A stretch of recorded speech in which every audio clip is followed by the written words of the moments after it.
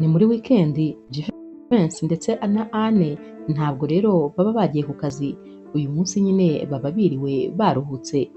Ku mugoroba rero baba rwose bari kwikinira nyine mu rugo rwabo ndetse n'umwana wabo w'umukobwa. Baba bari kwiruka muri salo bakubitana imisego bishimye nyine bari mu mikino rwose ubona ko ari famiye inezerewe. Mu kanya gato rero Jivency ndetse na Anne bicara nyine mu ntebe maze Jivency akabaza Anne ati ariko nahaye iki Imana kugira ngo impe umugore mwiza nkawe? Ni ukuri ndishimye ntabwo wabyumva kubera ko uranyuzuza, ndagukunda wese ndetse nawe urankunda, uranyumva, mbese muri byose mbona rwose ari wowe mukobwa nasabye Imana. Naho Anne ati ahubwo se njyewe navuga iki nkareka iki? Kera najyaga nsenga mbwira Imana ngo uzampe umugabo uzankunda uko ndi ntacyo ashingiyeho nyine kandi akankunda uko mbyifuza. Amasengesho yanjye rero yashubijwe ubwo nahuraga nawe kuko wari urenze kure ibyo nasengeraga. Ni ukuri n'ubu iyo mbitekereje kuri uwo mugabo wanjye mpita nshyira amavi hasi maze ngashima Imana kuba ngufite kubera ko uri uw'igiciro kuri jyewe. Bombi rero bahita bahoberana kubera ko baba bafite ibyishimo bombi kandi buri umwe wese aba yishimiye undi. Ku wa mbere rero mu gitondo babyuka nyine bitegura kugira ngo bajye ku kazi ndetse n'umwana ajye ku ishuri. Uyu mwana rero akimara kwitegura nyine agiye kujya ku ishuri, papa we ahita amusanga muri salo ati shere wanjye yaragiye atansezeye se? Ahita amuterura maze akamubwira ati mukobwa wanjye ndagukunda cyane kandi ndakwifuriza umunsi mwiza, maze wige neza ujye wiga ushyizeho umwete, ikindi kandi ujye umenya ko nyine papa wawe agukunda kurusha ibintu byose. Uyu mwana rero ahita amubwira ati papa nanjye ndagukunda cyane, maze papa we agahita amurambika hasi nyine ubundi akajya mu modoka akajya ku ishuri. Naho rero Anne ahita nyine agaruka maze kumugeza ku ishuri maze akabaza Jivency ati none se sheri ugiye ku kazi wambaye gutya? Ndabona noneho wambaye neza cyane, ntabwo bisanzwe. Jivency ati none se birabujijwe ko njya ku kazi nambaye neza? Utangiye gufuha se kandi ngo abandi bakobwa baraza kundeba? Naho Anne ati urabivuga urabizi. Ahita atangira kumufungira ibifungo nyine kubera ko hari ibifungo bibiri aba atafunze. Ati ntabwo mba nshaka ko abakobwa bareba aya matuza yawe bagatangira kukwifuza, jya ufunga hose uheze.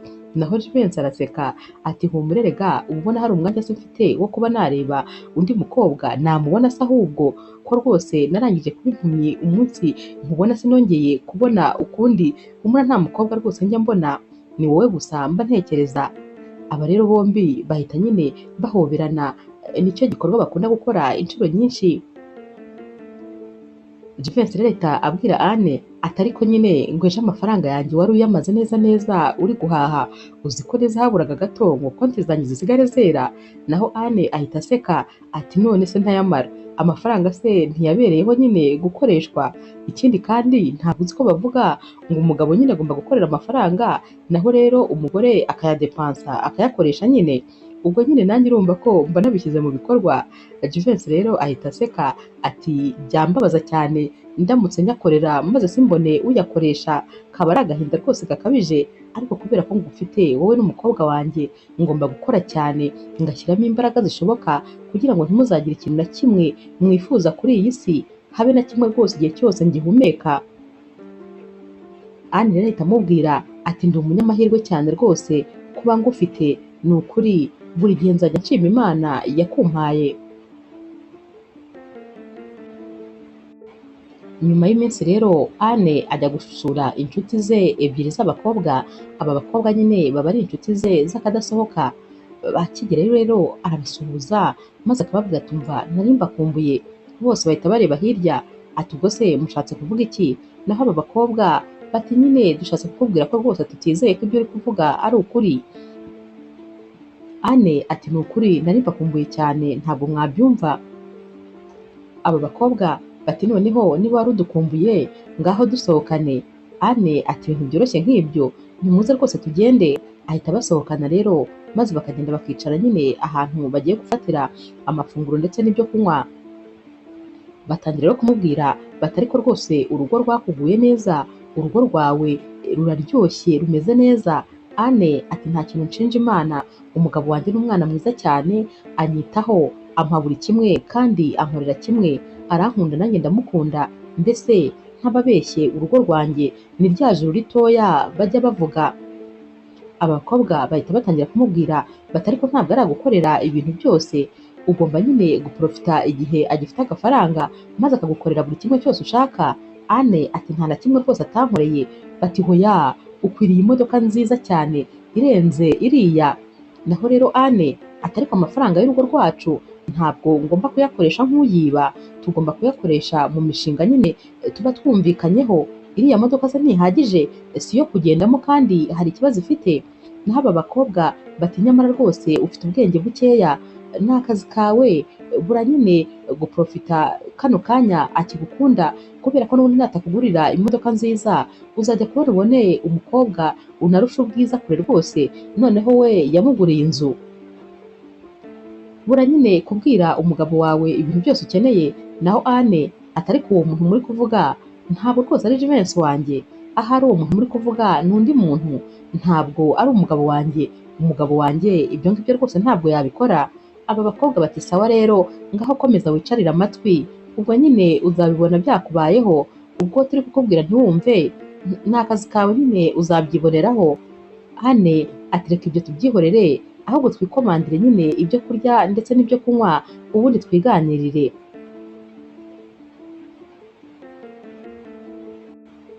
Nyamara rero nubwo rwose Anne yigiraga nk'aho ibyo bamubwiye atabyumvise, ariko rwose ntabwo hari habuze akamusigaramo.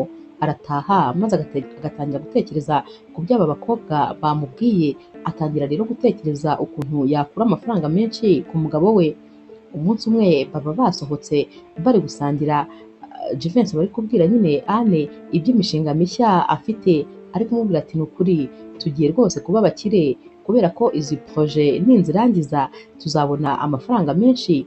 Arahindukira yareba umugore w'ubusanzwe wabaga amuteze amatwi ndetse ari kwishimira ibishya bagiye kugeraho, akabona nta nubwo yigeze yumva ibyo yamubwiraga, akabona ari kure rwose. Ahita amubaza ati sheri, ko mbona utari hano bimeze bite? Naho Anne ati umbabarire, ni ibitekerezo byari byantwaye. Jivency ati ibyo bitekerezo se ntabwo wabibwira umugabo wawe? Anne ati nyine hari ikintu nari ndi gutekereza, ati nagira ngo nkubaze niba ya mafaranga twasevinze ukiyafiteho uburenganzira. Jivency ati yego ndabufite. Anne ati rero hari business nyine nshaka gutangira yo gucuruza ibyerekeranye n'imirimbo y'abagore, ubwo nyine ni inzara, imisatsi, amaparufe, ama makeup, ibintu nk'ibyo ngibyo. Rero ndifuza yuko wabimfashamo nyine. Naho Jivency ati uwo mushinga rwose waba ari mwiza.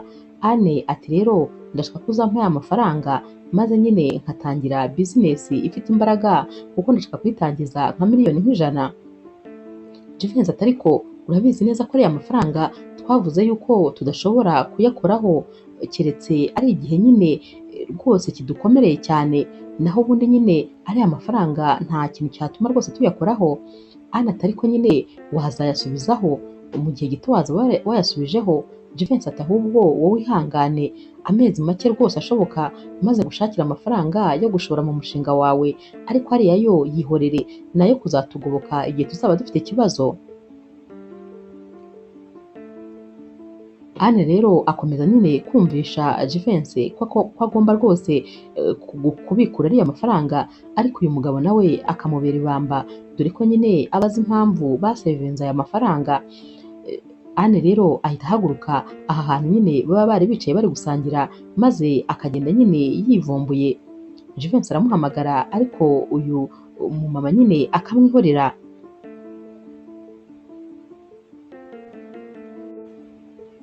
Ku rundi ruhande rero ba bakobwa b'inshuti za Anne baba bari bonyine nyine maze bagatangira kuganira bati ariko uba ubona ukuntu Anne aba atwiyemeraho, aba yirirwa avuga umugabo wanjye muri ibi, umugabo wanjye muri ibi, mbese niwe muba mu kanwa, nta nubwo aba azi ko ari kutubangamira, ntabwo aba azi ko rwose ari kudutera iseseme, ndetse rwose aba ari no kutumena amatwi gusa, yirirwa atubwira ibyiza by'umugabo we, ibyo yamukoreye, wagira ngo niwe mukobwa ufite umugabo wenyine kuri ino si. Undi rero ahita abwira mugenzi we ati gusa njyewe ikimbabaza ni kimwe, ni ukuntu uriya mukobwa ari umunyamahirwe cyane, reba twebwe ukuntu turi singo, ndetse nta n'umusore n'umwe uri singo uza kudutereta, reba ukuntu nyine duheze hano, naho we nyine afite umugabo mwiza cyane, umugabo ufite amafaranga, umugabo umwitaho, umuha keya, mbese buri kintu cyose umugore yakwifuza ku mugabo, uriya mugabo we aragifite.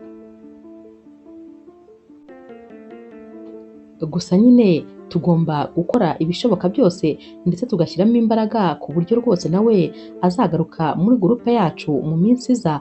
Tugomba gukora uko dushoboye maze ruriya rugo rwe yirwa yiratana tukarusenya burundu, maze akabura uriya mugabo we, maze tukareba icyo azajya avuga, dore ko nta yindi nkuru nyine avuga uretse umugabo we mu bintu byose. Mu by'ukuri bano bakobwa baba ari abana babi cyane, ndetse gahunda baba bafite iba ari iyo kumusenyera burundu, kuko baba bamugirira ishyari kubera ukuntu nyine aba afite umugabo w'umwana mwiza, ndetse aba anafite urugo rwiza. Niyo mpamvu mu nama zose bamugira nta nama n'imwe yakubaka ibirimo. Nyuma rero y'iminsi mike Anne aba ari mu rugo, ari mu turimo two mu rugo nyine, maze telefone ikamuhamagara ati ni wowe Anne? Ati yego. Uyu muntu rero ubwo ku rundi ruhande nyine kuri telefone ahita amubwira ati umugabo wawe yakoze agisida, ubu tuvugana ari kwa muganga. Anne ati oya ntabwo bishoboka, nizere ko rwose atari umugabo wanjye. Yiruka rero ajya kureba, maze agasanga nibyo rwose umugabo we aryamye kwa muganga, yakoze agisida ndetse rwose ikomeye. Uyu munsi rero Anne nyine abura ikintu cyo gukora, kubera ko noneho rwose atangira kwiheba, kuko muganga aba ari kumubwira ati umugabo wawe agisida yakoze irakomeye cyane, ku buryo rwose kongera kugenda bishobora kuzagorana. Anne rero aramurwaza nyine kwa muganga, ariko rwose ubona wagira ngo aramurakariye, wagira ngo uyu mugabo niwe wari watumye agisida imubaho. Nyuma y'iminsi rero aza koroherwa maze agataha nyine, ariko abagendera mu kagare kubera ko ntabwo aba abasha guhagarara. Anne rero atangira nyine kurambirwa kwita kuri uyu mugabo, kubera ko buri kintu cyose aba akeneye kukimukorera, niba ari ukujya mu bwiherero, niba ari ugukaraba, buri cyose aba akeneye rwose umuntu nyine ukimukorera. Umunsi umwe telefone ya Jivency biri gusona, maze yajya kuyifata akabona iri kure, abwira rero Anne ati wamfasha maze ukayimpereza. Anne aramwitegereza maze akimyoza, agahita amubwira tumva ugomba rero kwiga kuzajya wifasha, kubera ko njyewe ntabwo ndi umukozi wawe, ikindi kandi sinzajya mpora hano ngo ngufashe, ugomba gutangira nyine kumenya kuzajya wifasha ibintu bimwe na bimwe. Jivency rero ahita amubwira ati ni ukuri umbabarire, ni ukuri umbabarire rwose, ariko kandi humura, ibi bintu ntabwo ari ibintu bizahoraho, ndakeka ari iby'igihe gitoya, bizagera aho nyine birangire maze nongere gutera intambwe, ihangane rwose, mbabarira. Naho rero Anne ntabwo rwose aba yitaye ku magambo ari kumubwira, ahita yigendera maze akigira mu cyumba. Iminsi rero iragenda ikisunika, maze ku kazi kwa Jivency babona nyine ari gutinda gukira, maze bosi we akaba aramwirukanye, dore ko rwose aba afite bosi utumvikana habe na gatoya. Ibi bintu rero biramubabaza cyane, ukuntu yamwirukanye arwaye kandi ari agisida yakoze. Jivency rero ahamagara umusore w'inshuti ye uba uba hanze, maze akamubwira tumva ni ukuri noneho ibintu bimeze nabi cyane, uzi ko banyirukanye no ku kazi. Naho rero uyu musore w'inshuti yahita amubwira ati humura, numara gukira rwose tuzagana amategeko, kubera ko ibintu yakoze ntabwo binyura mu nzira za nyazo, ntabwo yakabaye akwirukana kandi urwaye ndetse ari agisida wakoze. naho Jivency ati impamvu nyine ni uko dogiteri yambwiye ko ntazigera ngenda, buriya nyine abantu bose bamaze kubimenya ko ntacyo ngishoboye. Naho uyu mushuti we ati oya rwose ntabwo aricyo bivuze, none se ko wakoze agisida ukaba utabasha kugenda, hari ubwo wayikoze ku mutwe ngo ubwenge bwawe bwarangiritse, uracyatekereza kwa kundi kandi uracyari umunyabwenge. Ikindi kandi abaganga ntabwo ari Imana ngo baragena ko umuntu atazahaguruka cyangwa azahaguruka, wowe izera Imana gusa, ibitangaza bibaho kandi si wowe wa mbere byaba bibayeho, wowe ahubwo ntucike intege gusa, mu minsi mike nanjye nzava nyine muri kino gihugu cy'amahanga, maze ngaruke, ningaruka nzaza kukureba byihutirwa rwose, kandi rwose gerageza nyine wishyiremo akabaraga, ntucike intege wowe gusa, kuko gucika intege nicyo kibi. Anne rero we arongera akajya kureba inshuti ze kugira ngo arebe ko rwose yaruhuka mu mutwe. Bicaye baganira rero arababwira atumva maze rwose kurambirwa, meze nk'umucakara neza neza, uzi ko wagira ngo Jivency yabaye nk'umusaza, tekereza ko ubu ngubu ninjye mukorera ibintu byose, ninjye mujyana ahantu hose agiye kujya, nirirwa ncunga akagare, mujyana hariya na hariya, mukorera biriya na biriya, kugeza n'aho nanamugaburira, nkamwambika, nkamukorera buri kimwe. Ndumva rwose ntangiye kubirambirwa. Naho aba bakobwa bati kubera iki se wemera kubikora? Nta muryango agira, nta muvandimwe agira, yaba mushiki we cyangwa murumuna we, kubera iki se atamuzana ngo abe ari we wo kumufasha? Anne rero ahita akomeza ababwira ati ahubwo nyine narinje kubabwira agatekerezo, hari nyine amafaranga yampaye mbere y'uko akora agisida, none rero ndifuza nyine kuba nayashora muri bizinesi. Bose bararebana maze bagahita basekera rimwe, bati wowe ushora amafaranga y'umugabo wawe muri bizinesi, wibagiwe se ko nta kintu rwose ushoboye mu byerekeranye na bizinesi? Ibuka kera tukiga ko n'utuntu duke twose wacuruzaga twahitaga duhomba mu minsi mikeya. Naho rero Anne ati none se ubu koko nabigenza gute? Murumva se nabaho nicaye gusa nta kintu na kimwe nkora? Naho umwe mu nshuti ze ahita amubwira ati umva rongeye nkugira inama rwose itari agakecuru, wowe rero ikintu ugomba gukora, fata ayo mafaranga hanyuma uguremo imodoka nziza cyane, bityo nuzajya uyigendamo uzajya ukurura abagabo bose bo muri uyu mujyi bakize cyane, kubera yuko buriya amafaranga akurura andi.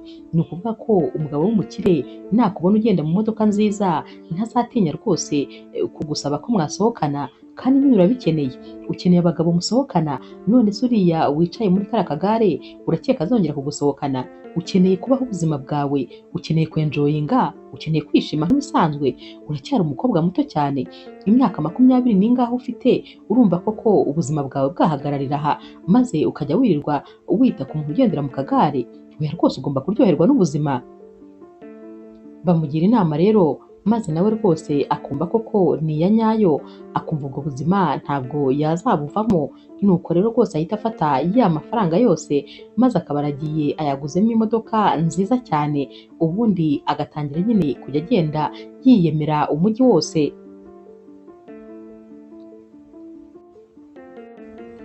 Ku rundi ruhande rero za nshuti za Anne zireba nyine ku masitati maze zikaba zibonye imodoka nyine nshyashya, umwe ahita abwira undi atumva uzi ko ya nama twagiriye Anne yayikurikije se? Uzi ko yaguze imodoka? Ahita yereka undi maze bagahita bakubitana mu kiganza, batumva uyu mugore rwose ni igicucu, ariko ndumva nishwe n'amatsiko nyine y'igihe azaba yatangiriye guhura n'ibibazo biri siriyasi, ariko ntabwo bizatinda, twizere ko rwose bitazadutindira. Ndashaka kumubona ari gusufura, ari kubabara, noneho ari inyuma yacu, nta naho rwose duhuriye, nta bwenge agira, wagira ngo nta nubwo atekereza, uzi ko wagira ngo umutwe we ni uwo gusokoza gusa, ibintu byose tumubwiye ahita yumva ari ibya nyabyo maze akaba arabikoze. Mureka ariko noneho reka tumufatirane n'uriya mugabo we nyine urwaye, ubundi noneho turusenye tururambike hasi neza neza.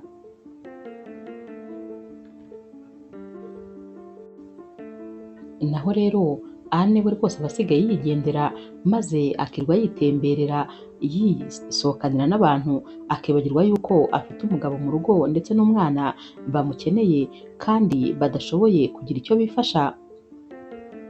Umunsi umwe rero ataha yatinze rwose, maze akinjira agasanga Jivency nawe aba yamaze kurakara, ati ndashaka kumenya ahantu uvuye, uzi inshuro zose naguhamagaye, niriwe nguhamagara umunsi wose maze uranyihorera, gusa nyine aba ari kumubwira nabi kubera ukuntu nyine nawe aba yarakaye.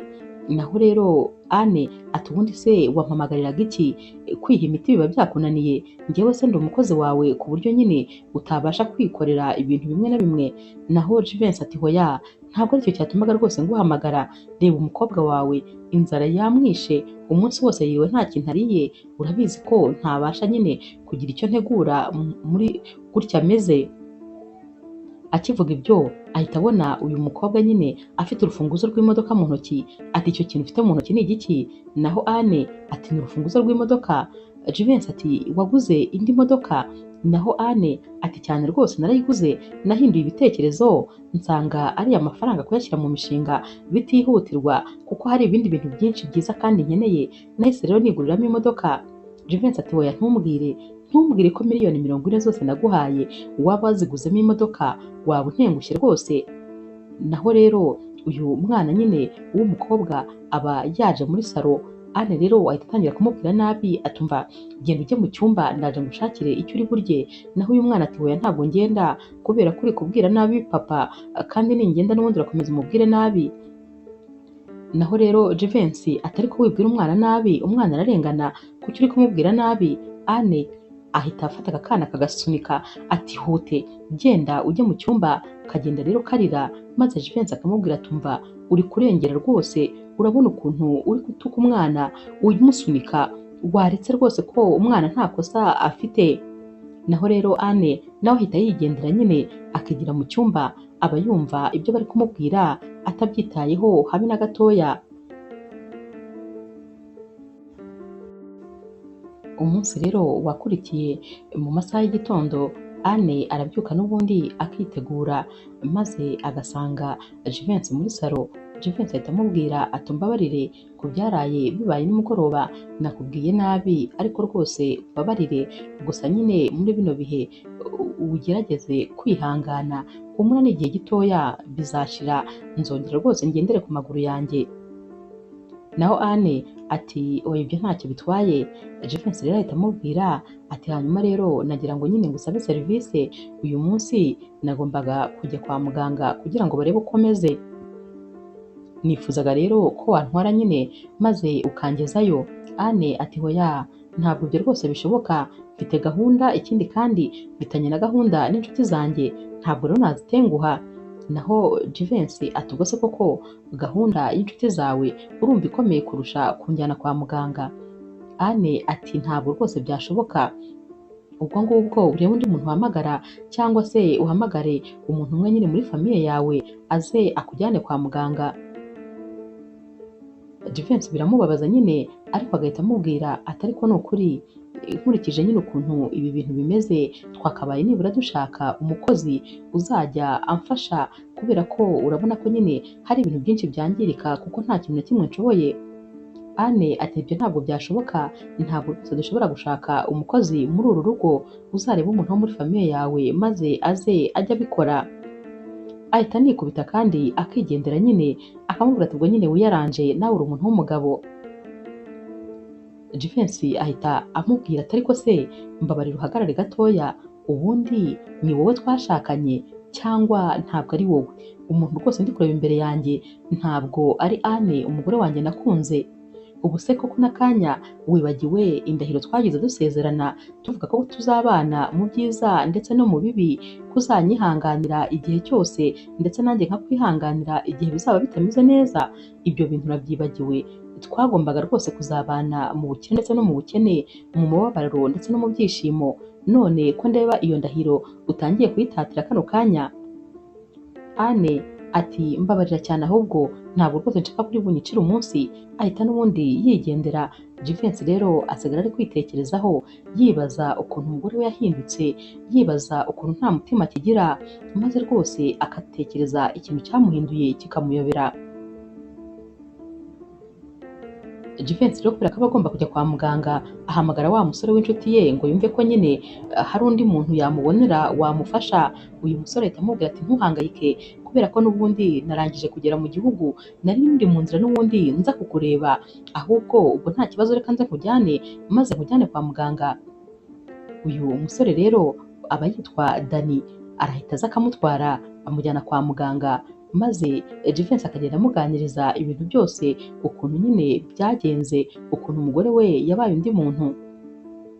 Baragaruka rero bagera mu rugo, maze Dani akabanza akajya gutegurira nyine Jivency amafunguro, kubera ko aba abibona ko anashonje, amwitaho, akita nyine no kuri uyu mwana wabo w'umukobwa. Jivency aramubwira turakoze cyane, sinzi uko nagushimira kuko sinari kubasha kugera kwa muganga. Naho rero Dani ati hoya ntabyo kunshimira, urabizi umeze nk'umuvandimwe wanjye, ahubwo nuzajya ugira ikibazo ujye umpamagara nta kibazo. Gusa nyine birambabaje rwose ukuntu umugore wawe yagutereranye muri ibi bihe utameze neza.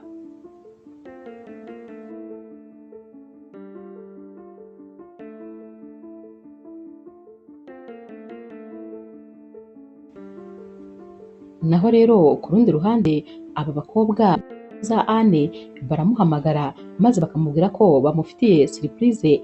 Ajya kubareba rero, maze bagahita bamwereka ifoto y'umusore, baramubwira bati uyu musore yitwa Santos, turifuza rero ko rwose twabahuza, ni umukire cyane, uyu azajya agusohokana akugurira icyo ushaka, mbese ubyumve ugiye rwose kugwa mu mafaranga, uzajya uyisasira unayiyorose. Anne rero ahita ababwira ati ubundi ni mwe nshuti rwose mfite, abandi barabeshya, urabona ukuntu muba mwantekereje. Aramwitegereza rero maze akabona uyu musore ni bogari, ahita ababwira ati biratangaje kuba afite amafaranga n'ukuntu ari ni bogari, birahura rwose nta kibazo, ahubwo nyine mudupangire ukuntu tuzahura. Babapangira rero rendezvous kugira ngo bahure, maze Santos nyine akishimira Anne cyane, akamubwira ati umva nishimiye guhura nawe, ubu rero ngiye kugutetesha, nzaguha keya zose zishoboka. Naho Anne ati nanjye ni ukuri ndakwishimiye rwose, ndumva nyine inyuzwe. Aba rero batangira gusohokana guhera uyu munsi.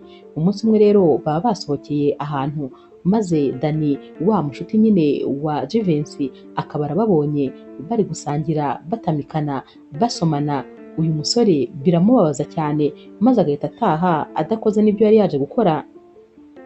Agera mu rugo akicara mu cyumba cye, maze agatangira kwibaza ati uriya mukobwa nabonye mu by'ukuri ni Anne, Anne umugore wa Jivency, ukuntu Jivency yakoze uko ashoboye kose akamukunda, akamuha buri kimwe cyose, yaraye ataryamye kugira ngo abone amafaranga yo kumwitaho, nta na kimwe yamwimye, yamukunze nta na kimwe ashingiyeho, none n'ibiriya koko amwituye. Ariko koko barabivuze neza, isi nta nyiturano igira. Ntabwo rwose mbyumva ukuntu Anne yatinyutse gusiga Jivency ngo ni uko arwaye. Ibi bintu birambabaje cyane, ariko nanone Jivency agomba kubimenya, nta mpamvu yo kubimuhisha, agomba kumenya ngo umugore we ni muntu ki. Ahita rero afata telefone, maze agahamagara nyine Jivency akamubwira ibintu byose yabonye. Jivency ibi bintu biramubabaza, maze akabura icyo gukora, dore ko nyine yahoraga yiyicariye mu kagare. Yahise atangira gutekereza ati ubu koko kubera iyi agisida umugore wanjye nawe atangiye kunca inyuma, umugore wanjye twakundanaga, twari twarasezeranye yuko nta n'umwe uzigera ababaza undi, none atangiye kunca inyuma kubera ko ndwaye. Anne rero arataha nyine, maze yaba akinjira mu rugo, Jivency agahita amubaza ati nibyo koko usigaye ufite undi mugabo mu ncana inyuma? Nsubiza rwose nkeneye kubimenya. Anne rero mbere yo kumusubiza ahita amubwira ati ahubwo ndifuza divorce. Jivency ati hoya mbabarira rwose, ibyo sinshaka kubyumva, ndetse nta nubwo nabyumvise, mbabarira ndakwinginze, ntabwo rwose wansiga, urumva nabaho gute ntagufite? Urabizi ko uri ubuzima bwanjye, uru rukundo rw'ubuzima bwanjye, noneho ibuka umwana wacu, urabizi ko dufite umwana w'umukobwa aragukeneye, ni gute wansiga? Naho rero Anne atumva uzabaho nyine uko wari ubayeho tutarahura, ikindi kandi umwana nawe n'uwawe uzamwitaho, uziyaranje nyine umwiteho kuko nta mwanya mfite w'ibyo byose, nta mwanya wo kwirirwa nigize nk'umurezi wawe, nta mwanya mfite. Nabonye nyine abandi bagabo bashoboye bafite amafaranga bo batirirwa bicaye mu rugo, bampa buri kimwe cyose nkeneye, ubwo rero ntabwo rwose naguma hano. Jivency yitegereza Anne maze akabona wagira ngo hari undi muntu ahari uri kumuvugiramo, kuko ntabwo aba yumva ko ari umugore we wamubwira ibi bintu. Abura rero ikintu cyo gukora nyine, maze muri kano kanya aba akiri kubitekerezaho, Anne ahita yinjira mu cyumba akagenda akazinga imyenda ye akayishyira muri varize, maze agahita yisohokera ati impapuro zidutandukanya uzazibona zije nyine uzazisinye, njyewe ntabwo ngikeneye kubana nawe. Uyu munsi nta kwihangana kuba guhari, Jivency ararira maze akarira nk'agahinja, agahinda karamurenga maze akabura ikintu cyo gukora. Naho rero uyu mwana wabo w'umukobwa aza kumureba muri salo maze agasanga papa we nyine yarari kurira, ahita yiyumanganya. Naho rero uyu mwana nawe aba yabimenye ko mama we yagiye. Uyu mwana nawe nyine aba ari kurira, abwira papa we ati papa ihangane nyine, ndabizi mama yadusize kubera ko nyine warwaye, ariko nta kibazo, ndi kugusengera kandi uzakira, utangire wizere yuko uzakira maze ukamera neza. Noneho rero Jivency ajya yakwicwa n'agahinda maze agafata uyu mwana akamuhobera ati ndagukunda cyane kandi ni ukuri urakoze kumbwira ibintu byiza, dadi aragukunda cyane cyane cyane. Uyu mwana rero nawe ahita amubwira ati nanjye ndagukunda, ariko reka njye mu cyumba cyanjye. Ahita ajya mu cyumba cye rero maze akiyorosa akarira koko. Uyu mwana arira cyane maze agatangira gusenga ati Mana ndakwinginze uzakize papa wanjye, dore mama wanjye yadutaye, ariko papa wanjye rwose uzamukize yongere agendere ku maguru ye abiri.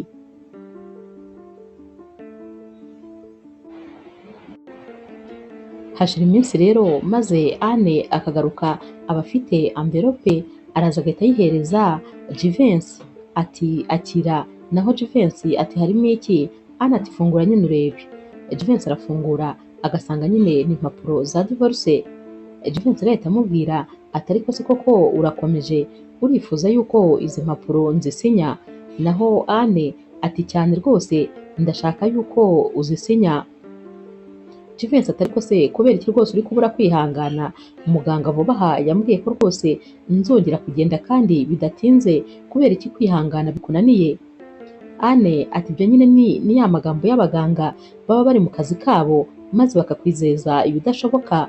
Njyewe ntabwo ibi bintu nabishobora, ubwo se koko najya mpora nkujyana koga ngukorera ibintu byose, noneho urabizi ko no mu buriri ntacyo ushoboye kubera nyine ubu burwayi. Ibyo bintu ntabwo nabishobora ku myaka yanjye mfite, ngomba rwose kubaho ubuzima bwishimye. Jivency ati ni ukuri ntabwo rwose nzi ikintu cyaguhinduye, gusa nyine ikintu mbashije kubona ni uko wibagirwa vuba cyane. Ubu wibagiwe ukuntu njyewe najyaga nkuba hafi igihe wabaga unkeneye, ubu koko byose urabyibagiwe.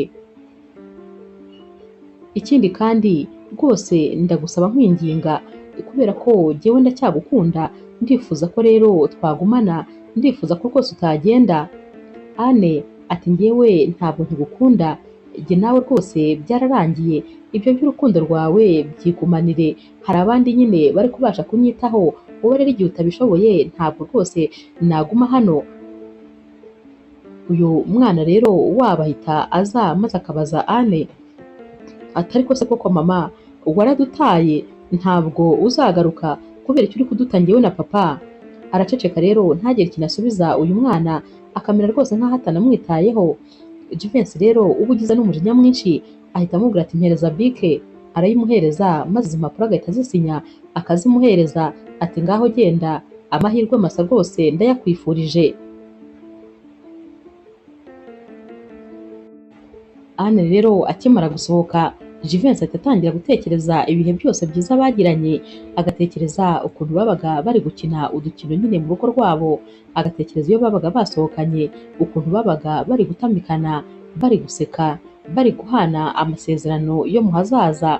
Atangira kwibuka ukuntu uyu mugore yajyaga amubwira ko amukunda kurusha ibintu byose, atangira gutekereza nyine byose byiza byababayeho, akibuka umunsi abyara uyu mwana w'umukobwa ukuntu ibyishimo byari byose, maze agahita anibuka noneho amagambo ari kumubwira ubu ngubu.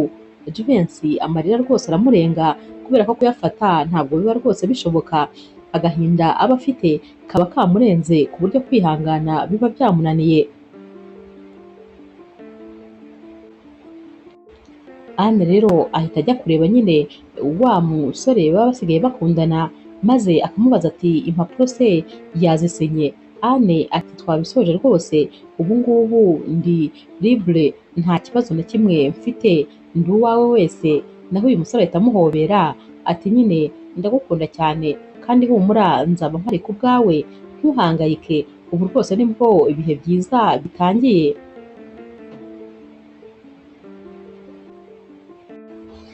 Ku rundi ruhande rero, nubwo rwose Jivency aba afite agahinda, ariko aba agomba gutangira kwita ku mwana we kubera ko nta yandi mahitamo nyine aba afite. Umunsi umwe rero arasohoka agiye nyine kuri supermarket ngo arebe ko hari ikintu yajya kugura uyu mwana aticwa n'inzara. Aba ari kugendera mu kagare nyine birumvikana, ajya kwambuka umuhanda maze akambuka atarebye neza, imodoka imufungiraho amafre yari imugonze neza neza. Uyu mukobwa rero uba uri mu modoka ava mu modoka yihuta ati mana nyagasani nari nkugonze, sinari nakubonye, umbabarire, nizere ko utagize ubwoba, nizere ko rwose umeze neza. Atangira kumukorakora rero ati nizere ko nta kibazo ugize. Jivency ati hoya nta kibazo rwose ngize. Uyu mukobwa rero uba ukiri muto mwiza cyane rwose, uyu atangira nyine kubwira Jivency ati hanyuma kubera iki rwose uri hano uri wenyine kandi ubona ko nyine ufite ikibazo? Muganga wawe ntabwo yari kuguherekeza cyangwa se umuntu umwe muri famiye yawe? Jivency rero akomeza guceceka ati muri abo bose nta n'umwe mfite rwose bari kumperekeza. Uyu mukobwa ahita amubwira ati hanyuma rero reka rwose nkujyane nkugeze aho wari ugiye, ubundi ngusubize no mu rugo, mbabarira ndakwinginze, reka mbigufashe. Jivency ati hoya ndifasha, n'ubundi ngomba nyine kumenyera kuzajya nifasha kuko umuntu uzajya uhora mfasha ntawe mfite. Uyu mukobwa atumva ndakwinginze mbabarira rwose ngufashe ndabigusabye. Jivency rero arabyemera, maze uyu mukobwa akamujyana kuri supermarket nyine akamufasha guhaha, ubundi bagataha akongera akamugeza mu rugo. Baraza rero bakicara muri salo nyine, maze uyu mukobwa agatangira kumubwira ati ndakwinginze rwose jya wiyitaho, ntuzongere kwirangara aho bigeze hariya, uzi ko uyu munsi imodoka yakabaye yakugonze maze ukaba utakiri kuri iyi si. Uyu mukobwa ahita amubwira ati ahubwo rero nibagiwe no kukubwira uko nitwa, jyewe nitwa Nicole. Naho Jivency ati nanjye nitwa Jivency.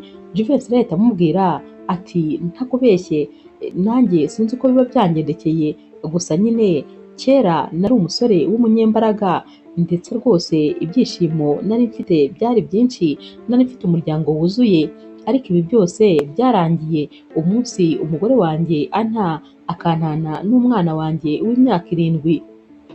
Byabaye ngombwa nyine ko ntangira kwiyitaho uko byagenda kose, nta mahitamo rero mba mfite uretse ayo gusohoka nyine maze nkajya gushakira umwana wanjye ibyo kurya kubera yuko ntabwo yakwicwa n'inzara kandi mpari.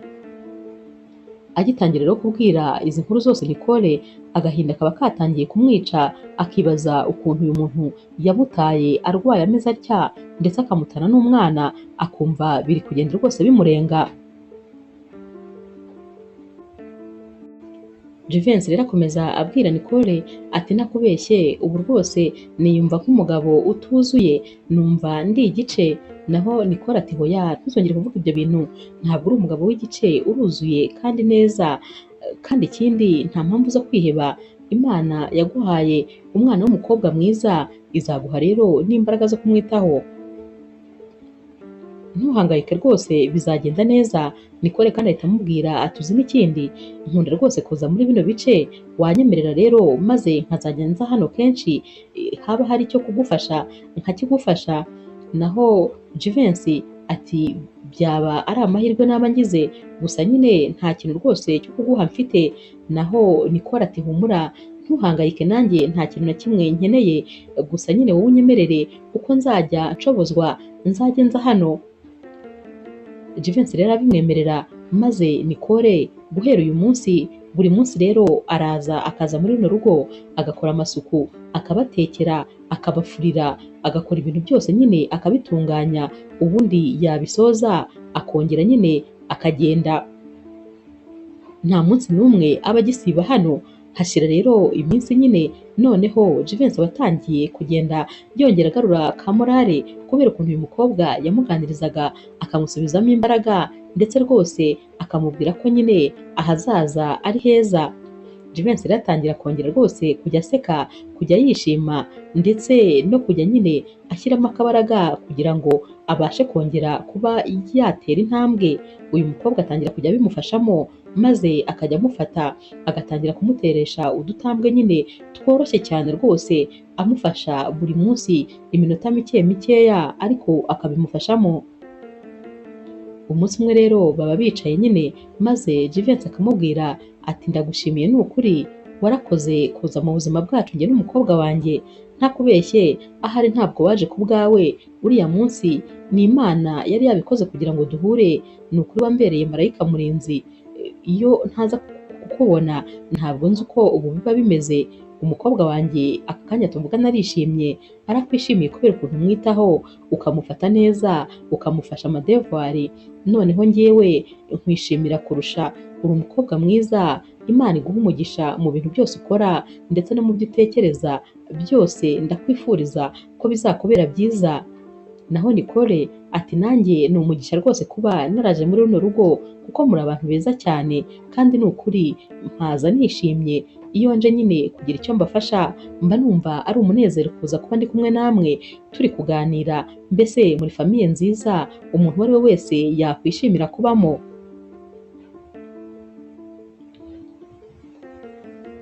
Nyuma y'iminsi rero noneho Jivency atangira gutera intambwe, maze rwose akatangira no kuzajya atera intambwe nkeya nta muntu n'umwe umufashe. Ahamagara rero wa musore w'inshuti ye, maze akamubwira uko ibintu byose nyine bimeze. Uyu musore Dani arishima cyane, maze akabyina akaririmba ari kuri telefone nyine, ati nari mbizi ko Imana izakora ibikomeye, nari mbizi ko Imana izakora igitangaza, nari mbizi ko inshuti yanjye itazahora yicaye ibihe byose, nari mbizi kandi ko ibintu byose bizagenda neza, byose nari mbizi ko rwose kubw'amasengesho Imana hari icyo izakora kugira ngo yerekane ko itandukanye n'abantu.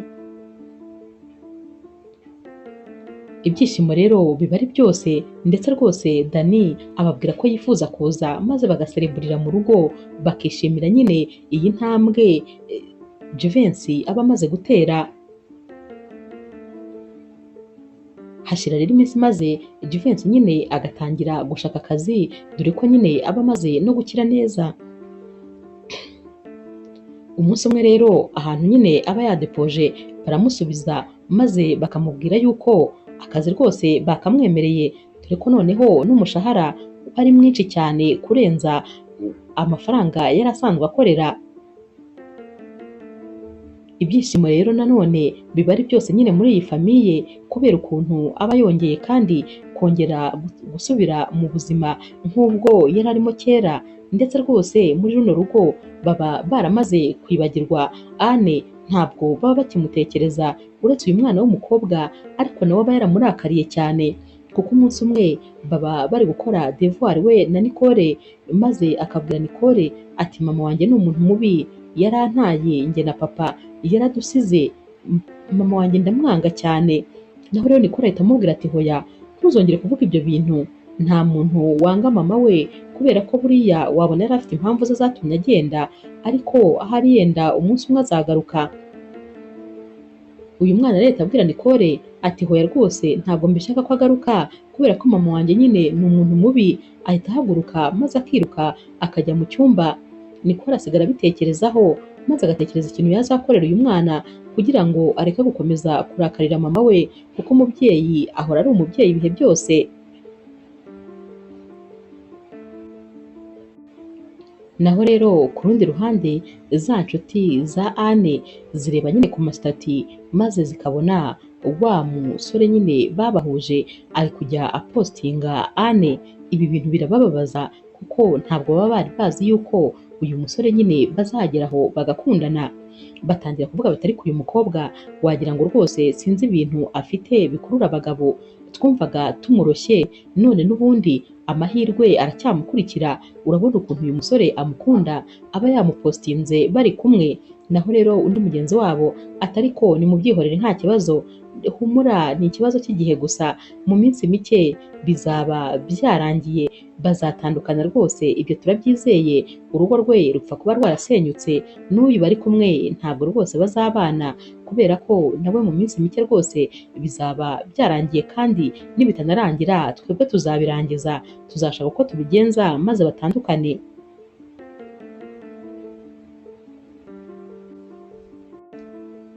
Umunsi umwe rero Nicole aba yicaye nyine ari gufasha devoir uyu mwana wa Jivency, maze uyu mwana agahita amubwira ati tantine ndagukunda cyane, wowe uri umwana mwiza, ntabwo umeze nka mama, ukunda papa kandi nanjye urankunda, ese uba wumva nyine waguma hano? Naho rero Nicole ati ni ukuri nta kibazo, ndabakunda cyane kandi mbafata nk'umuryango wanjye. Uyu mwana rero abwira Nicole ati uzi ikintu kijya kimbabaza, ati kera papa na mama bari rwose bishimye, twari umuryango mwiza cyane, abantu bose bakundaga kuvuga ngo umuryango wacu ni mwiza. Gusa ibyo bintu byose byahindutse papa akora agisida, maze mama ahita aba umuntu mubi, yatangiye kuzajya atuka papa akamubwira amagambo mabi yose. Ati rero nyine igihe cyaranageze maze mama wanjye nyine arigendera araduta, gusa mama mba numva naramurakariye cyane, ariko wowe ndagukunda, uri umutantine mwiza nyine, utwitaho kandi uradukunda. Nicole rero ahita ahobera uyu mwana, maze akabura ijambo na rimwe amubwira, aramuhobera gusa maze akamukomeza. Hashira umwanya maze akamubwira ati rero uri umuntu mwiza cyane, kandi na papa wawe ni umuntu mwiza, niyo mpamvu rero mbakunda cyane nyine, n'ubundi kandi muracyari umuryango mwiza, ntugahangayike rwose. Ibintu byose rero kwa Jivency bimara gusubira ku murongo, maze akabwira Nicole ko yifuza ko nyine bajya gusangira, kuko yifuzaga ko baganira nyine batuje. Uyu munsi rero barasohoka maze bakajya ahantu bakicara bagatangira kuganira. Jivency afata Nicole mu biganza maze akamubwira ati ni ukuri mba numva nakuhamagara nyine marayika murinzi wanjye, kubera yuko ni ukuri waje woherejwe n'Imana. Ntabwo rwose nari nzi yuko nshobora kubona nyine umuntu unyitangira mu gihe rwose nari mukeneye cyane. Gusa nyine ikintu gitangaje, reba nawe ukuntu uri umukobwa mwiza, maze urebe ukuntu wemeye kunyitaho mu gihe rwose nta muntu n'umwe wampaga agaciro, mu gihe ndetse rwose abantu bose bari barantaye. Ndagushimiye rero kubw'ibyo wakoze byose, ni ukuri ubyumve ko mbigushimiye bivuye ku mutima. Gusa nyine ikintu nashakaga kukubwira ni uko muri kino gihe tumaranye nagiye nkwitegereza, maze nsanga uri umukobwa mwiza cyane, ndetse rwose utangira kugenda untwara umutima buhoro buhoro. Ndashaka kukubwira ko ngukunda, sinzi yenda ukuri bubyakire, ariko ndagukunda kandi cyane. Naho rero Nicole ahita amubwira ati wikwirirwa rwose uvunika, kubera ko nanjye igihe maranye namwe famiye yanyu narayikunze cyane, narabishimiye, ndetse mba numva nta hantu hari umunezero nko mu rugo rwanyu. Rero rwose nanjye ndagukunda cyane kandi ndakwishimira. Bombi rero barahoberana, maze Jivency amarira agatangira gushoka. Nicole rero ahita amuhanagura akamubwira ati hoya, ntabwo ari byo nifuza, sinifuza kuzigera nkubona na rimwe ubabaye. Jivency ati ntabwo byashoboka ko rwose nakwibuza nyine kurira, kuko ndi gutekereza ukuntu nari narihebye, ntekereza ko ubuzima bwanjye burangiye, ariko igihe waziye wanyeretse ko ahubwo ibyiza biri imbere, ndetse ko ngomba kurwana nshikamye, kubera yuko nintashyiramo akabaraga ngo ndwane ntazakira, kandi mfite umwana ngomba kwitaho. Ni wowe wansubijemo imbaraga, ni wowe kandi watumye rwose nongera guhaguruka, maze rwose nkongera kwiyumva nk'umugabo kandi ufite imbaraga. Warakoze cyane rero kubw'ibyo byose. Arongera akamuhobera, maze Nicole agahita amubwira ati humura, n'ubundi rwose nzaguhora iruhande kandi nzahora ngutera imbaraga igihe cyose uzajya wumva utangiye gucika intege.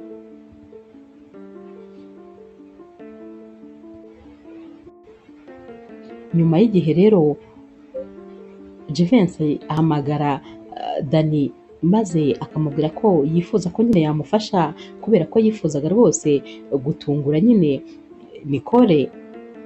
Dani rero amubwira ko rwose nta kibazo, maze bakitegura nyine. Ubundi umunsi umwe nyine Dani ahamagara Nicole, maze akamubwira ko Jivency ameze nabi cyane, agomba kuza rwose byihutirwa. Nicole rero aza nyine yiruka cyane yahagera, maze agakomanga. Dani rero ahita amufungurira, maze Nicole agahita amubaza ati mbwira, ari hehe Jivency? Ameze ate se ahubwo ko wambwiye ko rwose atameze neza? Mbabarira rwose umbwire, umutima ntabwo uri hamwe. Akivuga atyo rero ahita ajya kubona, akabona nyine Jivency araje yambaye neza cyane nta kuvuga, maze agahita ashyira ivi hasi. Ahita amubwira ati Nicole, kuva wakwinjira mu buzima bwanjye wampinduriye ubuzima rwose mu buryo bugaragara.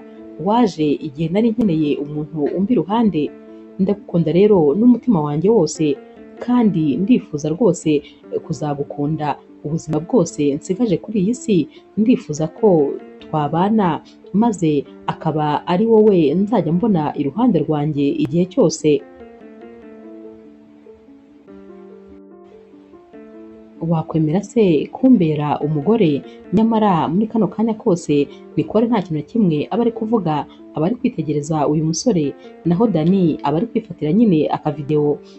Dani rero ahita atangira kuvuga ati vuga yego rwose, nizere ko ari yego. Naho Nicole amwenyura n'amarira nyine ari kubunga mu maso ati ndabyemeye. Ahita amwambika impeta, maze bagahoberana. Dani ati harakabaho urukundo, ndabishimiye kandi ndabifuriza ibyiza gusa. Aba bombi rero barahoberana, kurekurana bikanga, kubera ko emosiyo ziba zabishe ku mpande zombi. Dani rero ahita ababwira ati tugomba rero kubiserebura. Bahita nyine bashyiramo umuziki, bagatangira gufata akantu ko kunywa, bakabyina, bagateka, bakarya, ibyishimo biba ari byose. Iyi couple nyine nshyashya iba imaze rwose kwemeranya ko bazabana akaramata, nayo ibyishimo kuri yo biba nyine byayirenze.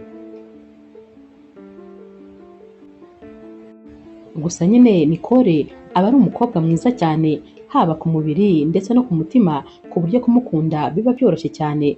Ikindi kandi abakunda nyine uyu mwana wa Jivency mu buryo wagira ngo ni nabo bamubyaye, dore ko uturimo two mu rugo twose baba badufatanya bishimye, bari kwikinira banezerewe. Umunsi umwe rero uyu mwana abaza Nicole ati ariko se tanti, wowe nyine urishimye na dadi wanjye, uba wumva wishimye? Naho rero Nicole ati ndishimye cyane, dadi wawe narabikubwiye ni umuntu mwiza, ni umuntu rwose utapfa kubona ahandi hantu, ni umuntu wihariye. Rero mba numva nishimye cyane, ndetse ndanishimye no kuba ndi kumwe nawe. Mwese ndabakunda kandi muri umuryango wanjye nyine nk'uko mpora mbikubwira. Uyu mwana rero ahita ahobera Nicole, maze rwose akamubwira ati nanjye ndagukunda. Nyuma y'igihe rero gitoya bakora ubukwe, noneho nyine bagatangira kubana muri iyi nzu, ndetse bagatangira kubana byemewe n'amategeko.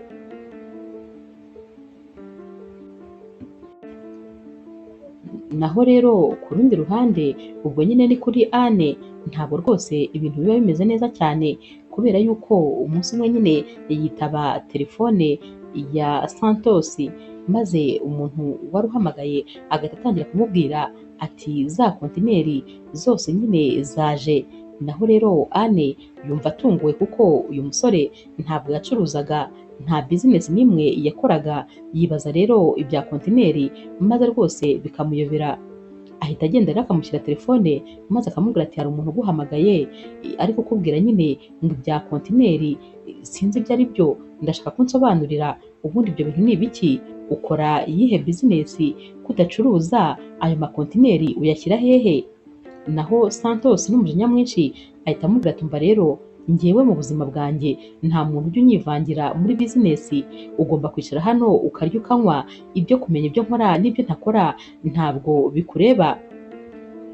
Anne rero akomeza nyine kwensisita ashaka kumenya ibyo uyu mugabo akora, maze agahita amukubita urushyi rwiza, ahita amubwira ati mva imbere, genda ujye mu cyumba, ntukanyivangire mu bintu, ntuzongere kunkorera kuri telefone kandi ukundi telefone yanjye ni iyanjye, nta muntu n'umwe tuyifatanya.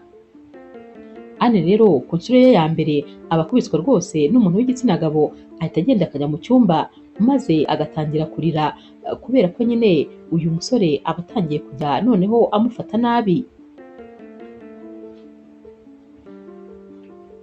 Hashira iminsi rero ibintu nyine bitameze neza, gusa Anne akomeza gucunga uyu mugabo kuko noneho aba asigaye amukeka, aba yibaza ibintu uyu mugabo yaba akora, yibaza ibintu yaba acuruza, ariko byaramuyobeye cyane cyane ko adakunda nyine kuva mu rugo. Ikindi kandi aba yibaza ayo makontineri adacuruza, ataranguza ahantu yaba yashyira. Umunsi umwe rero n'ubundi nyine arongera akamwumva ari kuri telefone bari kuvuga ibintu by'ibicuruzwa, maze akaba aragiye aramwegereye ati noneho kuri iyi nshuro ugomba kumbwira rwose ibintu ubamo ari ibiki, ndifuza kubimenya kubera ko rwose birakabije nyine, mbwira ibyo ukora kubera ko ngewe ndi sheri wawe, ubuzima bwawe n'ubwanjye ni bumwe, sinumva rero ukuntu nazakomeza kubaho ntazi ngo ukora ibiki ndetse nawe udashaka kubimbwira. Uyu musore arongera akamubwira ati nyamara narakwihanangirije rwose, nakubwiye yuko ibyo bitakureba kandi ugomba nyine kwicara ugatuza, icyangombwa se uko ubona amafaranga urya se, ntugakomeze kunyinjirira mu buzima, ndabyanga cyane. Bikomeza bityo maze nyuma y'igihe gitoya Anne aba aryamye, maze yabyuka agasanga nyine Santos yamwandikiye urupapuro arumusigira iruhande rwe mu buriri, ararufata akarusoma. Akimara kurusoma rero arumirwa, dore nyine biba byanditse muri uru rupapuro. Santos aba yamwandikiye ati nagira ngo rero nkubwire ko rwose uri mu byago kandi bikomeye, kubera ko burya iminsi yose tumaranye njyewe nakoraga bizinesi zitemewe, nacuruzaga ibiyobyabwenge, hanyuma rero byazaga nyine rwihishwa. Kuri iyi nshuro rero barabifashe kandi nanjye rwose barabimenye ko mbicuruza, ubu rwose ndi guhigwa bukware, ndetse ubu tuvugana namaze gutoroka kandi nawe uri gushakishwa kubera yuko barabizi nyine ko nawe twabanaga. Ubwo rero nuguma muri iyo nzu barahagusanga maze bagufunge. Kano kanya ukimara kubona uru rwandiko ugomba guhita ufata utuntu nyine dukeya maze ugasohoka muri iyo nzu ukajya kureba nyine ahantu wihisha, naho ubundi rwose biraza kukubana bibi. Anne rero akimara gusoma uru rwandiko atangira gutekereza ati ibintu ndi kubona ndarota ni ibya nyabyo, ubu se koko nderekeza hehe ko nta mafaranga na makeya mfite, ndabigenza nte, ndakora iki, ndajya hehe? Atekereza rero aho kujya maze akumva ntaho afite, atangira kujya araraguza nyine mu bantu baziranye, umwe akamucumbikira umunsi umwe, undi akamucumbikira undi munsi. Nyamara za nshuti ze zo zibona nyine ko rwose uyu musore nyine ari gushakishwa kuko biba byanditswe ku mbuga nkoranyambaga zose. Batangira rero kwishima bati umugambi wacu twawugezeho, burya bwose Santos y'amafaranga yose yari afite yanacuruzaga nyine ibintu bitemewe, gusa nyine twizere ko noneho ubu ngubu Anne agiye yabona ubuse bwa bwiyemezi yajyaga agira aracyabufite. Batangira rero guserebura kubera ko nyine baba bishimye ko uyu mukobwa ahuye n'ibibazo. Aza rero yaraje nyine nabo kubasaba icumbi, maze akigera ku muryango akumva niwe bari kuvuga, bati ukuntu yajyaga yiyemera ngo imodoka nziza, ngo umugabo wanjye hano, umugabo wanjye hano. Bati twizere ko noneho twamukosoye kandi azamenya ko atagomba kwiyemera. Bati cyakoze rwose umugambi wacu warakoze neza cyane. Ahita yinjira ati burya byose byari mwebwe, nimwe mwateye ibibazo byose nahuye nabyo. aba bakobwa bahita barebana maze bagakubitana mu biganza bagaseka, bati umugore utagira ubwenge nta bwenge na buke ugira, uwo mutwe wawe twarabikubwiye rwose ni uwo gusokoza gusa, naho gutekereza ubanza iyo utekereje ubabara. Bahita rero bamubwira bati ahubwo fata ayo mashashi yawe nyine wikoreye ukomeze ugende, wiza kudutera iseseme, iyo waduteye irahagije, ntabwo rero dukeneye kukubona, ibyo twakoze byose twabikoze twabitekerejeho kubera ukuntu wirirwaga wiyemera ngo ufite urugo rwiza, ngaho rero genda maze urusubiremo, genda nyine tukwifurije ibyiza gusa, ubutaha ntuzajye wiyemera ku bantu igihe cyose ubona ko ubwo nyine ibyo ngibyo ufite bo ntabyo bafite.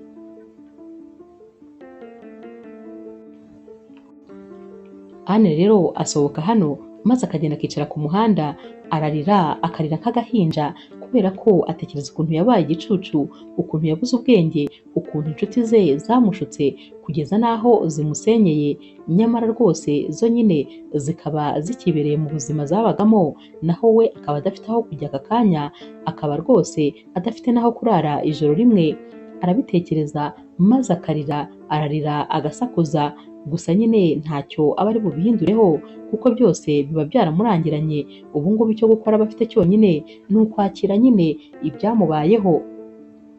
Akiri rero kurira yibuka ko hari mubyara we nyine afite kandi wabasha nyine kumufasha nibura akamucumbikira iminsi mike.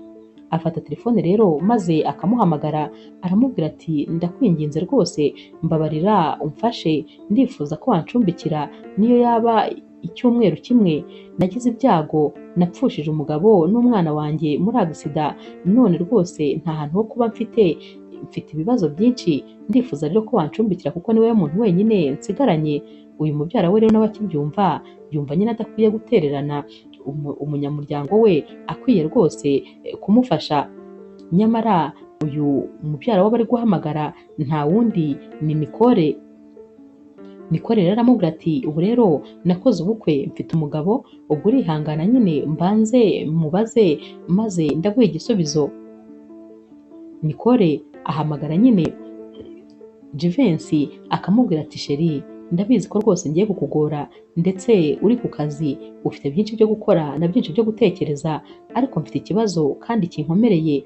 Naho Jivency ati mbwira mukunzi, ibibazo byawe nibyo byanjye, nta mpamvu yo kugira ngo utekereze wenyine, mbwira nta kibazo. Naho Nicole ahita amubwira ati mfite mubyara wanjye ufite ibibazo byinshi cyane rwose, yabuze aho aba, yapfushije umwana n'umugabo muri agisida, urumva ko rwose yahuye n'ibibazo bitoroshye, rero yaransabye icumbi, nifuzaga ko wamfasha tukamucumbikira igihe gitoya, ari gushaka nyine akazi ndetse ari no gushaka n'aho nawe yaba. Jivency rero umusore w'umutima mwiza cyane ahita amubwira turabizi, ndagukunda kandi ngukundana n'ibyawe byose, kuva ngukunda nkunda n'umuryango wawe nk'uko nawe wakunze umuryango wanjye, ubwo rero nta kibazo umubwire uwo mubyara wawe aze, nta kibazo rwose tube tumuhaye icumbi. Nicole arishima cyane maze agashimira Jivency akamubwira ati niyo mpamvu ngukunda kubera ukuntu ntega amatwi, ndagukunda cyane ubyumve. Jivency ati nanjye ndagukunda cyane ni ukuri kandi nkunda nyine ukuntu ugira umutima mwiza. Ava kuri telefone rero maze agahita ahamagara nyine Anne akamubwira ati nta kibazo rwose ubu ngubu waza kubera ko umugabo wanjye yabyemeye. Amwoherereza rero aderese y'ahantu nyine aba agomba kuza. Anne rero araza maze akabona ageze muri ya karitsiye yari atuyemo, arahitekereza maze akavuga ati ariko ubanza noneho Nicole ahari yibeshye kuri aderese yampaye cyangwa se nkaba ari njye ndi kuyoba. Arongera rero akamuhamagara ati none se ahantu wandangiye ni ahanyaho cyangwa wambeshye? Naho rero Nicole ati sinakurangiye se aha n'aha nyine, akamurangira umuhanda akamurangira nimero z'igipangu. Naho rero Anne ahita amubwira ati sawa ndahageze. Anne rero ahita avuga ati wabona Jivency yarimutse maze hakaba hasigaye nyine haba ba Nicole, nta mpamvu zo guhangayika, ubu nyine nibo bahimukiye. Arinjira rero dore ko rwose na Jivency aba yatashye aba yiyicariye muri salo, naho rero Nicole we aba yari ari nyine mu gikoni. Anne rero akimuhamagara, Nicole ahita ava mu gikoni yihuta maze akaza akabwira Jivency ati sheri, wa mubyara wanjye yaje arahageze. Jivency ati genda rwose umuhe karibu arisanga. Nicole rero aragenda nyine akamuzana. Akinjira mu nzu, Nicole ahita abwira Jivency ati sheri, uyu rero niwe mubyara wanjye nakubwiraga. Naho nyine Jivency bakimumwereka ahita ahaguruka maze agahagarara. Muri ako kanya nyine Nicole we aba azi ko ari ibintu bisanzwe ari gukora presentation. Ati hanyuma rero Emma, dore ko nyine ariko aba asigaye yariyise, ati uyu nguyu ni umugabo wanjye yitwa Jivency. Bose ariko baba bari kurebana nta n'umwe uvuga, nyamara Nicole akibitegereza mu maso ahita abona ko bano bantu rwose baziranye. Ati hanyuma se muraziranye? Naho Jivency ati urongeye kandi ungarutse mu maso, nari narasenze Imana ngo sinzongere kukubona ukundi kugeza igihe nzapfira ntongeye kukubona mu maso, none turongeye turahuye. Niba hari ikintu kinteye agahinda ni ukongera guhura nawe. Nicole rero ahita amubaza ati hanyuma se uramuzi? Naho rero Jivency ati uyu yitwa Anne, uyu nguyu niwe wa mugore wanjye nakubwiraga, niwe mama w'uriya mwana, niwe wantaye, niwe wankoreye bya bindi byose nakubwiraga, sinari nakubwiye ko ntifuza kuzongera kumubona ukundi. Nicole rero arumirwa ati ngo iki? Ati koko se nibyo, ni wowe wataye umwana wawe n'umugabo wawe ukambeshya yuko umwana wawe n'umugabo bapfiriye muri agisida? Naho Anne aba yabuze icyo avuga ati ndabinginze nimumbabarire rwose, nta yandi mahitamo nari mfite. Natekerezaga ukuntu nabwira abantu ko nataye urugo rwanjye ngata umwana wanjye n'umugabo, nkumva rwose ntabwo byashoboka. Kugira ngo rero basi niturishe umutima, navugaga ko batakiri kuri ino si, kugira ngo numve ko nanjye natuza mu mutima basi ne kumva ko nabataye. Nicole atumva nta mutima ugira, ntabwo nakwemera ko uwo mu muryango wacu umuntu wifata ugata umugabo wari umeze kuriya. Ese buriya iyo aza gupfa uzi uko twahuye? Uzi ko twahuye nari mugonze, hanyuma iyo aza ku wundi muntu wirukaga ntabwo aba yaramugonze agapfa? Kubera iki koko nta mutima ugira? Nicole rero biba byamucanze nyine. Naho rero Jivency we ahita abwira Anne atumva rero nkubwire, njye nawe twararangizanyije, kuba nkubonye ni impanuka, ariko sinifuza ko iyo mpanuka izongera kubaho ukundi. Ndashaka kukubwira ko nta karibu ufite iwacu, haba uyu munsi, haba ejo bundi, haba no mu gihe kizaza. Nta na rimwe uzigera ugira karibu mu nzu yanjye. Ubu rwose mfite umukunzi wanjye, nubwo ari mubyara wawe, ariko umwibagirwe, umenye ko rwose nta kintu na kimwe mupfana, kuko nta n'icyo muhuriyeho. Uyu mukobwa ni umwana mwiza cyane, ntaho ahuriye nawe, sohokera mu nzu rero kuko sinshaka kuzongera kukubona. Jivency kandi abivuga nyine ahindukira anasubira mu cyumba, dore ko rwose aba yumva asesemwe kongera kubona Anne mu maso ye. Nicole rero we asigara ari gutonganya Anne, dore ko rwose ataba ari kubyumva, ntabwo aba ari kumva ubunyamaswa bw'uyu mubyeyi wabashije guta umuryango we.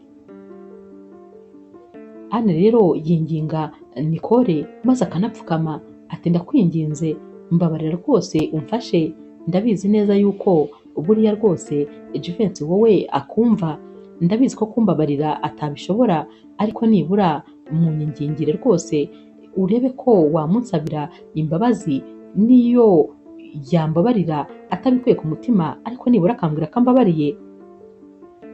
Nicole rero aramubwira ati reka ngerageze. Asanga rero Jivency mu cyumba maze akamwinginga rwose ngo ababarire Nicole. Jivency aramubwira ati mbabarira ndakwinginze, ntabwo nshaka kuzongera no kumva uriya mukobwa ukundi, namvire mu nzu ahubwo kuko sinshaka kuza kongera kumukubita amaso. Nicole rero aragaruka akabwira Anne nyine yuko byanze rwose, ko yanze kumubabarira. Kandi Nicole nawe abwira Anne ati ariko niyo yaba ari njyewe nanjye kukubabarira byari kungora, ibintu wakoze ntabwo rwose ari iby'ikiremwa muntu. Nicole rero abwira Anne ati hanyuma rero genda rwose kubera ko nta kindi kintu na kimwe nagufasha, byose ni wowe wabyiteye, gusa umenye ko rwose nanjye untengushye, ntakubeshye ndumva nkurakariye ku buryo udashobora kubyumva. Naho rero za nshuti za Anne ziba ziri guserebura nyine bari kwishima, bati wa mukobwa w'umwiyemezi wajyaga rwose aryama mu mafaranga akiyorosa andi, wa mukobwa utaragiraga ikintu na kimwe abura, ubu yararangiye asigaye aba ku muhanda atagira n'ahantu ho kurara. Bakubitana mu biganza rero bishimye bati rwose natwe turashoboye. Nyamara muri ako kanya umwe muri bo areba nyine kuri stati maze akababonye umusore uba wapostinze umukobwa umwe muri bo, nyamara uyu musore aba ari boyfriend w'uyu mukobwa nyine uri kureba stati. Ahita abaza uyu mugenzi we ati nta soni, burya bwose wamaranye ijoro ryose na boyfriend wanjye, uzi ko nta soni ugira, ni gute wabashije gukora ibi bintu? Naho uyu mushuti we ahita amubwira ati hanyuma se njyewe utekereza yuko wandatira umusore w'umwana mwiza nyine uguha amafaranga maze njyewe nanjye nkamureka nkamukatira? Twarararanye rwose maze ampa n'amafaranga menshi, ndetse yarambwiye ngo aranankunda, yaranambwiye ngo ntaho mpuriye nawe. Aba bakobwa rero bahita batangira kurwana, bararwana bigashira kera maze bagahita bashwana bakanatandukana, buri wese agahita ajya kuba he kubera ko ntabwo baba bacyumvikana nyine.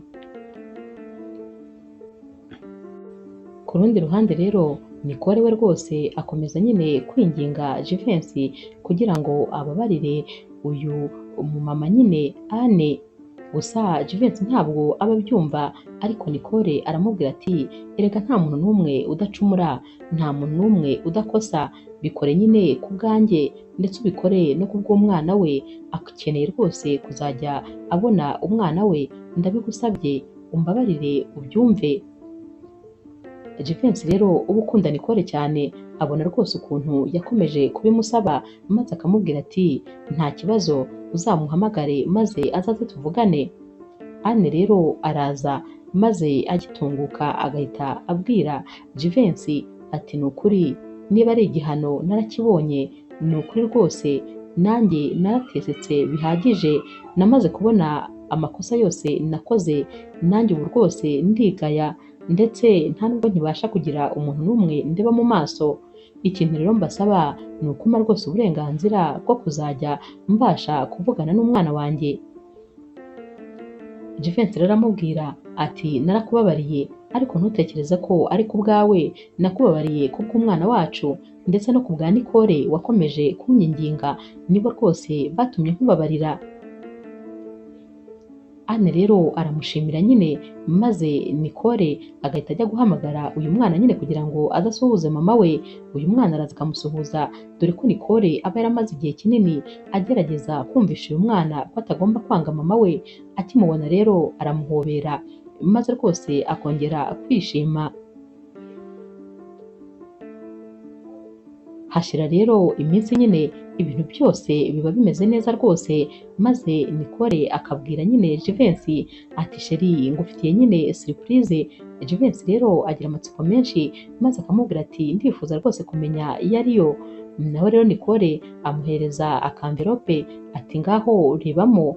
Jivency aragafungura n'amatsiko menshi maze agasanga nyine ni ibisubizo bivuga yuko Nicole atwite.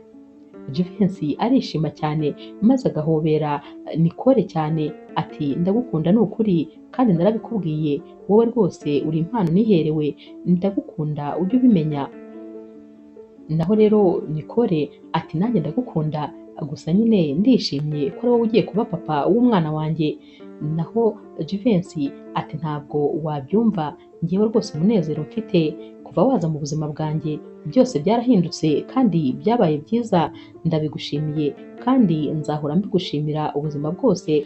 Igihe cyose uzajya utekereza umuntu ugukunda ujye umenya yuko ari jyewe. Barahoberana rero maze rwose ibyishimo bikaba byinshi mu muryango wabo. Inkuru yacu y'urukundo rero naho tuyisoreje, mwakoze kuyikurikira. Niba ukunda inkuru z'urukundo zica kuri Zasha TV, ntukagende udakoze subscribe, like, share na comment. ni inkunga ikomeye kuri twebwe. Ndabakunda cyane rero nk'ibisanzwe.